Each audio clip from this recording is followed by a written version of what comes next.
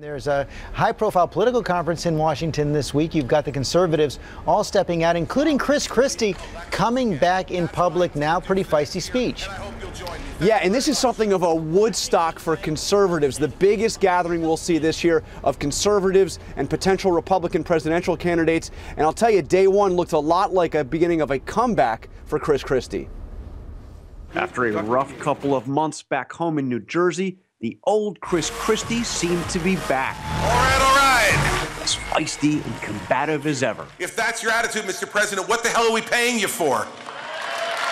Christie, seen by some conservatives as too moderate, and I hope you'll join me. Thank you very much. Wasn't even invited to this conference last year, but this time received a warm reception at a gathering featuring a who's who of potential Republican presidential candidates. But this is really the crowd for Tea Partiers like Ted Cruz and his brand of no-compromise politics. We need to repeal every single word of Obamacare. Sir, Cruz, good to see you. We asked Cruz about that in an exclusive interview for this week. That's not going to happen while Barack Obama's president, right?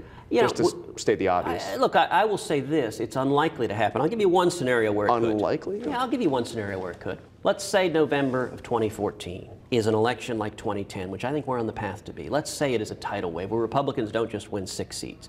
They win 10, 11, 12 seats. There's a possibility of that.